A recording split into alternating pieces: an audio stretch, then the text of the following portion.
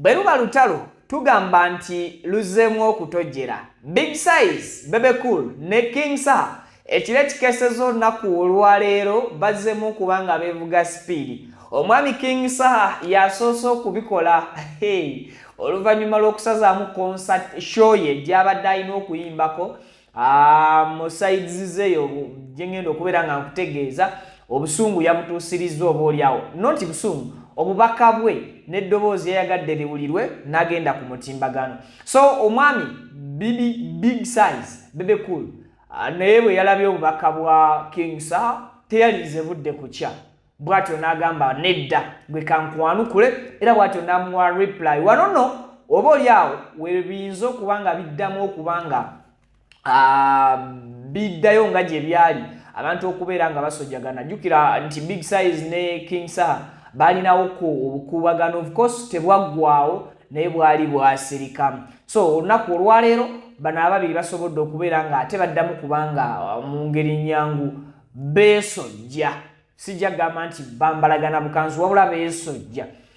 Video sooka ogiweka like, ngenda kuba nga okuviira ku ntono, subscribinga ku mukutu nga totwegattangako mbutongole. Olunaku olw'eggulo King Saha yabadde ne His Excellency Kyagulanyi mu bitundu by'e Masaka eyo, era nga abantu ba Masaka banyumiddwa nnyo performance ya King Saha. Yabadde ya ddakiika 4 zokka n'abayimbira ennyimba 2. Yayimbye Twale Mana, then nayimba waawo n'oluyimba luno olulala olwa Struggle Still ku 100 Revolution songs ekimala and abantu babadde very happy and excited okulaba ku King Saha nga for the first time nga performing ennyimba ezo eri audience ey'amaanyi. So okuvaawo e Masaka King Saha yabadde alina okubaako show oba ekivulu ekimu gy'abadde alina okuyimba mu Bukomansimbi ng'avudde awo e Masaka mu bya struggle bye babaddemu, then abadde alina okugenda amininga business ye eya music, of which ekitasobodde kuba nga kibeerawo. Kati nga yakava e Masaka okuba nga abugirizzaako omwami Kyagulanyi, yakoze bw'ati, yagenze ku kibanja kye ekya Facebook n'awandiika obubaka buno wammanga. While other artists like Bebe Cool are free to take part in the activities of their favorite political groups, the police has cancelled my concert, which was to take place today in Bukomansimbi Bulege. They say I might bring Bobby Wine with me. What a shame.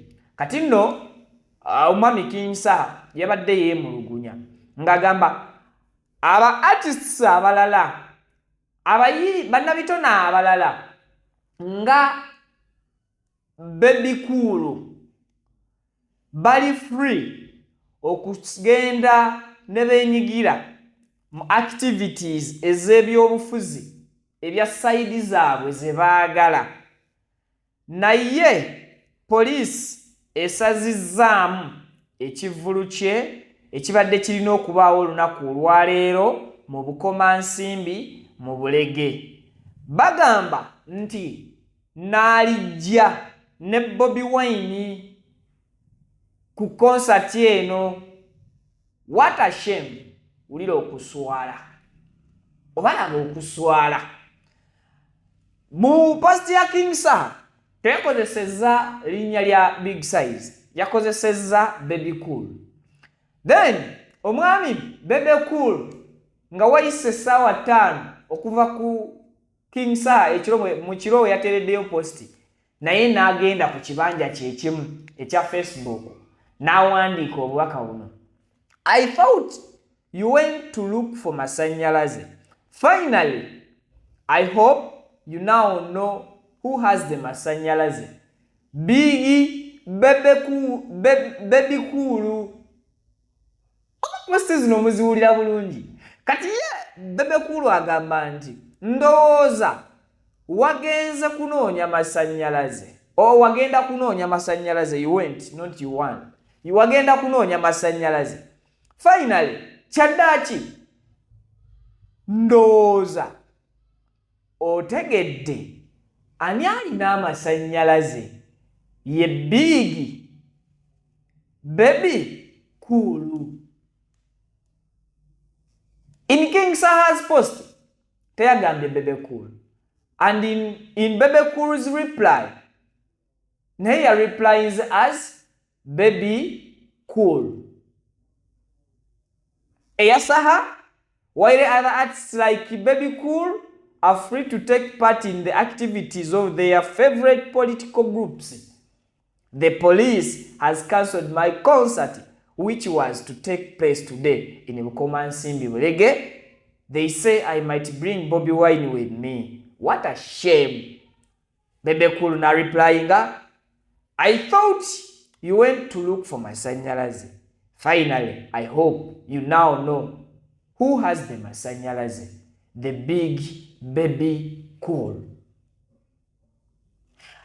Wabadde wono katemerero okusinziira wetwasembayo okuwulira ebigambo by'abana ababiri nga babiwanyisiganya. Era nzijukira ogwasemberayo ddala okumala eggwa mu kibya yali King Saha nga alina obubaka obwali obukambwe bwe yayisa ku event emu we yali ng'abusindika eri Bebe Cool. Then ne Bebe Cool mu interview emu I think yasembayo okukola ng'ayogera ku nsonga za King Saha oba obutakkanya bwabwe obuli awo, era naye yawa message eyali strong mu bukambwe eri Saha.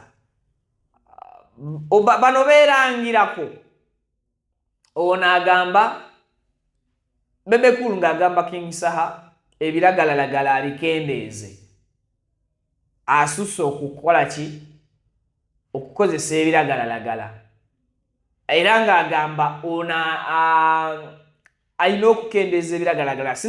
Kabe Kasinje abiviireko ddala nga King Saha nga naye agamba Bebe ebiragalalagala byamugamba okuvaako asooke kugamba mutabani we yaba abivaako. Bano ababiri baalema okukwatagana ebbanga lyonna. King Saha alabwako ku stage nga ne music nga n'eddoboozi asobola oddiisa mu music mu ngeri gye tuyita eya freestyle. Waliwo awo we yayimba omusajja yessali, waliwo awo we yakubira bya Lugaba, yali asuubiza n'okuta ennyimba about olutalo lwabwe naye ng'ayimba linnya lya muntu omu. So ennyimba tetwasobola kubanga tuziwulirizaako. Of course yagamba yali amaze ozikola nga ziri mu studio but tezalelizingibwa out. Baludde nga bagugulana.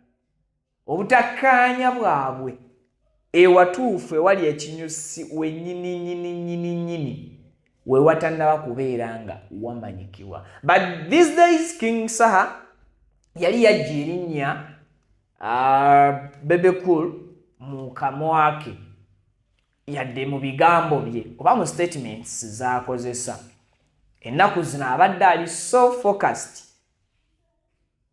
ku 100 revolution songs ze, era ndowooza abadde yakataako awo ennyimba nga bbiri, akataako ekimala n'ataako neetwale mana, and of course n'endala z'abadde tannaba kulerizinga naye ng'agamba already yazikola ki, already gye ziri mu studio, endala zifumbibwa bufumbibwa kuba yagamba ziri 120. So obutakkaanya I think ndowooza nkulambululidde we buli bwava dda, tebubadde olwaleero. Teri amanyi kituufu oba kiki ekiri emabega w'olutalo lw'abana ababiri, cause nti yeeno buli omu yeekanga bwekanzi munne, ate ku bana ababiri okubaako avuddeyo n'ayogera ku munne omulala tasirika. Kyova olaba King Saha bwe yayogedde ekiro Big Size teyamulinze bukye naye n'amwanukula nga bukyali mu kiro tugenza okukeera ku makya ng'olutalo ye baana baliwo obanga reply ye baana baliwo. Jjukira King Sir alina ba diehards era abalaba nti buli saha kyakola kituufu. Era jjukira Big Size naye alina ba diehards Team Gagamero esobola nayo okukkiririza mu buli kyakola era yeewaayo okulwana mu buli mbeera ku lw'omuntu waabwe. Tekikwewuunyisa okuba nti ate olwaleero ebigambo biyinza okusigala nga bigenda mu maaso oba ne bisituka olutalo ne lutojjera bupya lwe tubadde twawummulamu ne tuba nga twalufunira eddagala lye twali twafunira olutalo luno. Bano ababiri buli omu kusirika n'akola byalaba ebijja mu kiti kye oba mu kitiibwa kye. King Sir n'asalawo n'agamba banvuma ebiragalalagala nti binyonoona binkozesa kati kantandika okwogera ku nsonga eziruma eggwanga. N'atandika okuba nga anokolayo ebizibu ebiri mu kitundu kye, ebizibu ebiri mu eggwanga, n'atuuka n'okuba nga abikolera ennyimba. Big Size n'atandika okubeera nga naye yeesonyiira ddala okwogera ku King Sir n'okusigala nga akola emirimu egigye mu ngeri gy'ayagala okuba nga gitambulamu. Era bano obukubagano bwabwe ne tuba nga twali twabuwonerako awo. So olunaku olwaleero ekyo kye kisobodde okutuukawo era tetusobola kulimbagana nze naawe nti kuliko asojja ne gwe basojja. Naye ate tekijjaawo facts nti bano bonna balaga waliwo ekigenda maaso. Ffe kye tutalina kinyusi kyakyo. Nja kuba nkomawo singa wanaabaawo ensonga ezeeyongeramu. Of course wano mutumanyi tukuwa ekyo kyennyini ky'oteekeddwa okubeera ng'ofuna. Atakuumira mpeera ndowooza abasisinkanye mu updates eziddako. Mweraba.